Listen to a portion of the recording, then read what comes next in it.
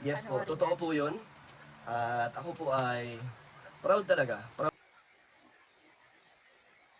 At ayan na mga Mima 'no, so mismong si Kalingap Dan na po ang nagsalita at confirm na po na totoo po yung tsismis at kumakalat 'no. Proud na po itong si Kalingap Dan na magiging isang ganap na ama na siya at isang beses lang daw siya magsasalita tungkol dito at hindi na o wala ng ulit pa. At yun nga 'no, tapang na humarap itong si Kalingap Dan sa mga basher o sa mga netizens kasi ang una-unang hiling kasi ng mga taga-supporters ng Danjoy ay itong si Kalingap Dan mismo ang magsasalita o siya mismo ang mag-open o magpaliwanag kung totoo man o hindi ang mga kumakalat. At ayan na nga po 'no, sana maliwanagan na ang lahat kasi mismong si Kalingap Dan na po ang nagsalita sa mga issue na lumalabas which is totoo naman na inamin niya na magiging isang ganap na ama na siya.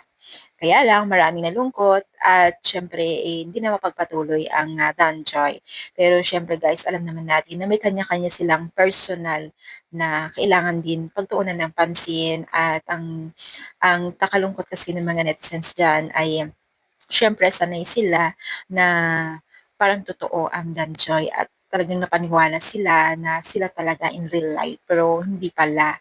At kita naman po natin kung gaano po naapektuhan din po ang dalawang mag-love team 'no.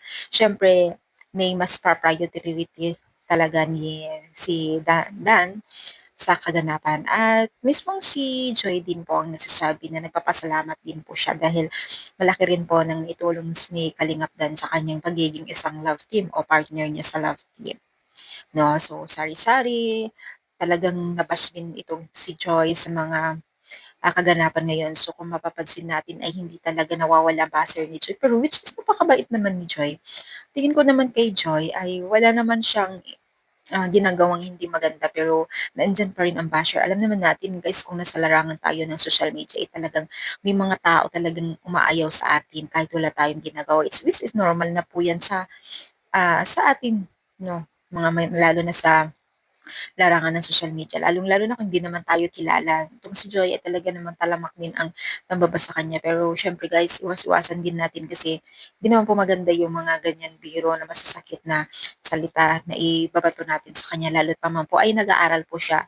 No, alam naman natin na nag-aaral siya at nursing at hindi rin biro yung kanya kinuhang nurse. At syempre papasalamat din po itong si Joy at si Kalingap Dan sa inyo, sa mga taga-supporters nila. So anong nyo masasabi? Comment down na